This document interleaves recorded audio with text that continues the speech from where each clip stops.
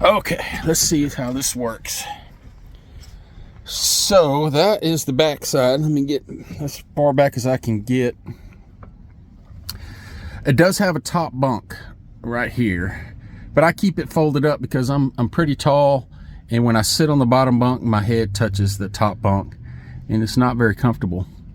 But it's a very tall condo sleeper, whatever you want to call it.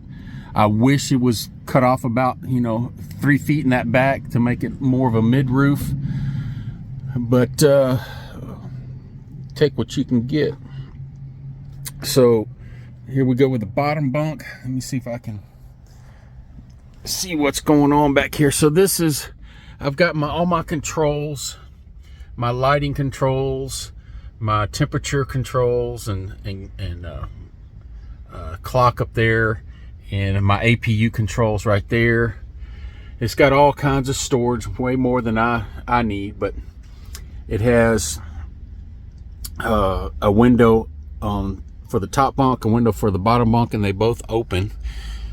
We have some storage back here on the back hand side too, along with our seat belt for anybody that's team driving.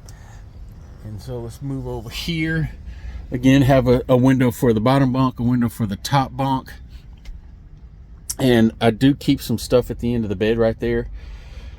It just, it's one of those things, I like to find a place for everything and put everything in its place, but sometimes I take a long time figuring out the perfect spot for stuff. So I'm still working on the perfect spot for this stuff that's down here. And on each side we have, of course, we have some storage up top. I keep a little cook stove up there. I use this for my clothes storage. There was a microwave in there, but I never used it. Decided to take it out so I didn't have to listen to it rattle. Whatever you do, don't buy cheap coffee. This was on sale, and it was like $1 something for that coffee, and it is terrible. But yeah, this is just miscellaneous storage. And then we have we do have a TV mount in here. However, it's just in a weird spot. That's not a very big spot right there. So you'd have to get like a 20-inch TV, and then if you were laying in bed, you wouldn't be able to see it. So it's kind of weird. If this top bunk wasn't here, I might mount one up there, or I'm thinking about mounting it over here somewhere. We'll see about that. I procrastinate on things like that until I think of a perfect situation. But I do have a drawer here, and this table right here actually pulls out so that I can sit in bed and eat lunch or whatever, or cook lunch. And then it does have a refrigerator. It's fairly big. As you can see, it can probably hold 4 gallons of milk or water or whatever. And then it has a little freezer up top. And so switch over to this other side, and do have 3 drawers. And this one is just like a little fold down thing where I keep medicine and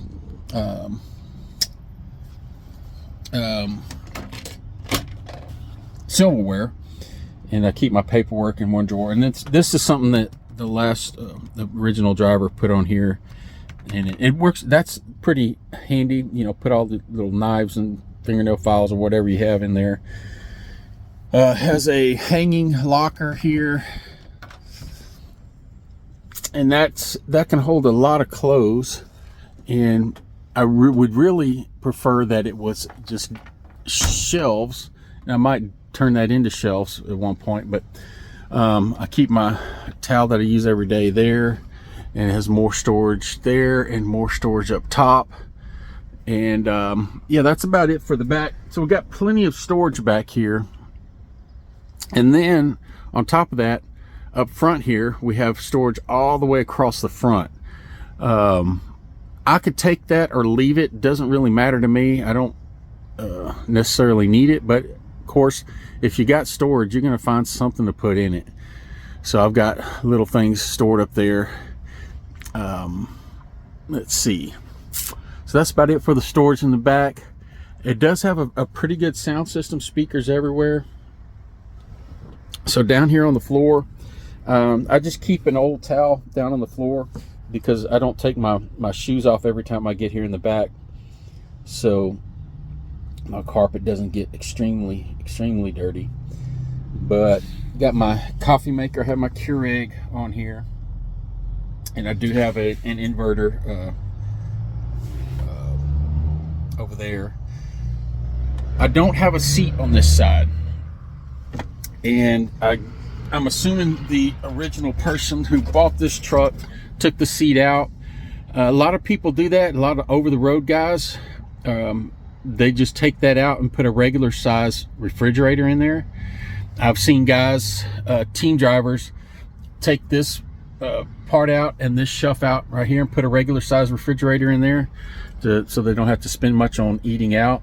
But this, like I said, this seat is gone, but I've got the important seat right there, the potty, and then I just I put my water and my tools and my overnight bag up there. Seems to be a good spot, doesn't move around. So brings us around here to the front, and hopefully this guy doesn't try to run me off. I went inside a minute ago and bought some breakfast and coffee, and a couple minutes later the guy comes out, tells me I had to leave. I said, hey, I just bought some crap from you, why are you running me off? And he said, okay. But this thing, the last driver, he put a security system on here, and it's pretty awesome, except for the fact they mounted 2 cameras just in a bad spot, and also it's very glitchy. The connections are something with the cameras. I'm gonna have to go and just take a look and see what's going on with that. Obviously one camera doesn't work.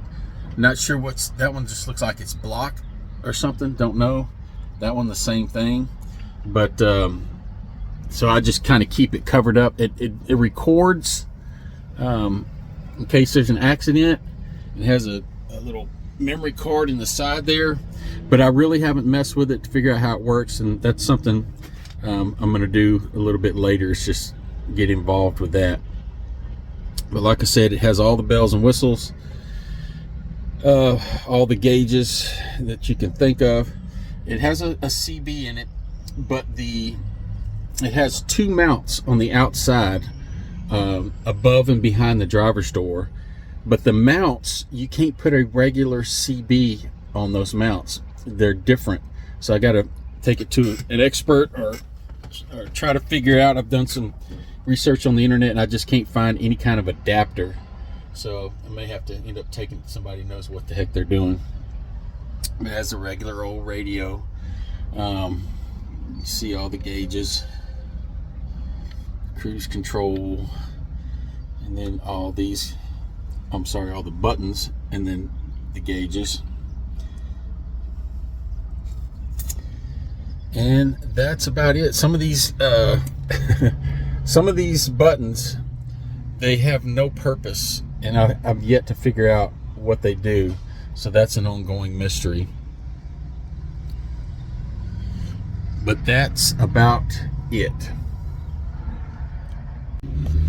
So I'll take you for a trip around the outside in just a minute, but about the PACCAR engine. I've had a PACCAR before, and I've got some, I believe that all these engines are good. It just depends on, sometimes it's luck of the draw which one you get. Sometimes some of them just have nagging issues, and you just have to deal with it. But most of the time it's how you treat it, how often you do maintenance on it, and PACCAR is no different than any other engine. And this one's a good one, knock on wood. The one I had before was a very good one. You got good fuel mileage. This truck gets on a,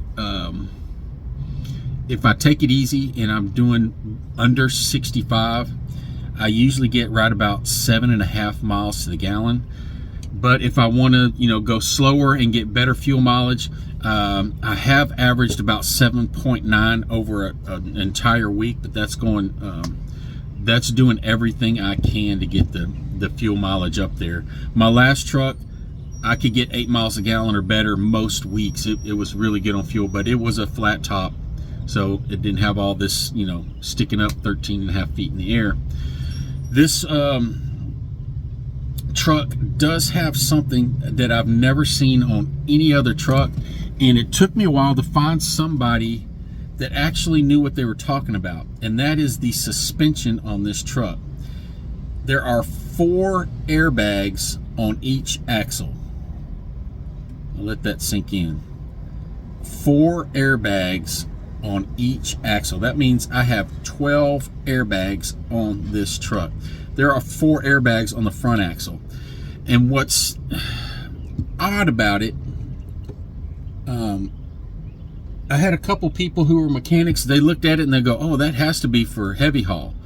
But the airbags in the back are small. They're only about this big.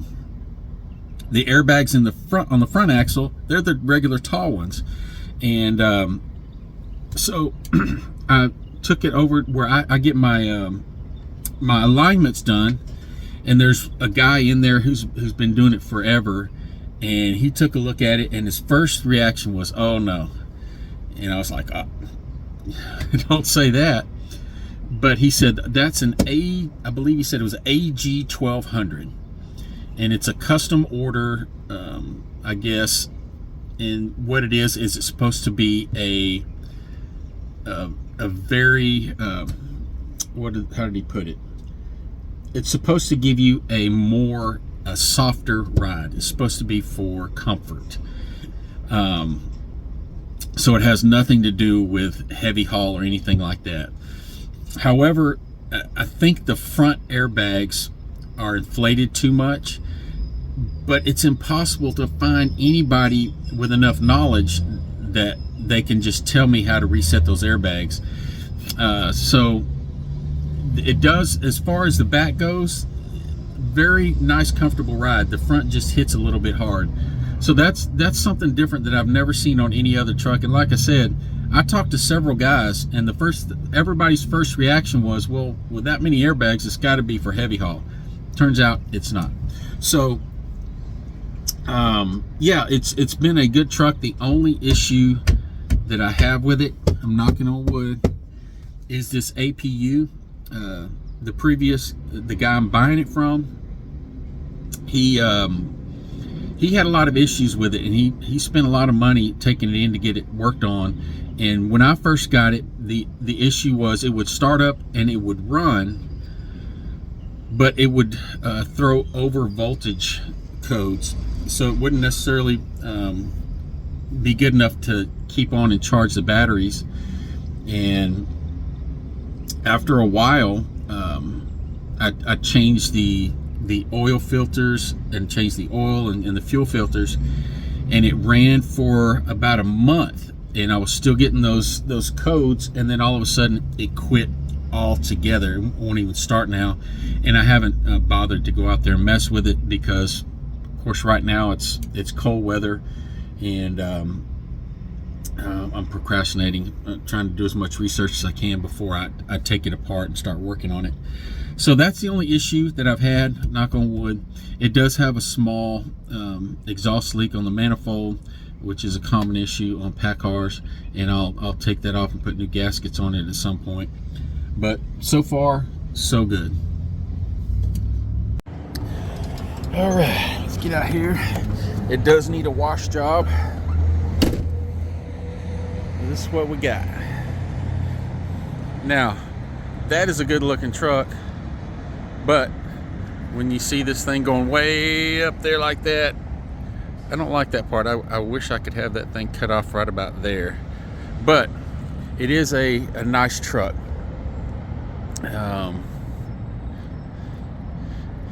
It is aerodynamic, but the fact that sticks up there 14 feet does affect my fuel mileage.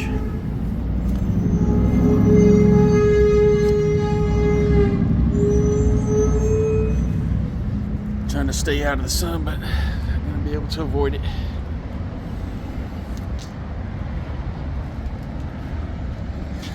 It came with the chain, bulkhead, whatever you want to call it. Its name escapes me right now, but it's very, very thin, the bottom part. So you can't put very much in there. And then this part up there, I'm not sure what they were trying to do with that. That's just a pain in the ass, and eventually I'm going to take that off, but they have the compressor mounted on the side of it, so I got to figure out something to do with that. But that's just that has gotten in the way a couple of times for trailers that I wanted to move this all the way up so I could get some good fuel mileage, not have a big air gap in there, and this thing is getting in the way. So I'm going to definitely get rid of that at some point. But there's the APU I'm having trouble with.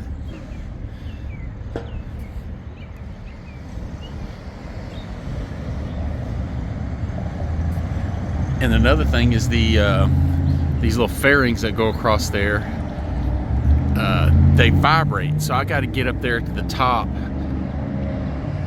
and figure out why they vibrate. It looks like there's a little air gap right there and right there. So maybe when I'm going down the road, the air is kind of stuttering through there. But that's it.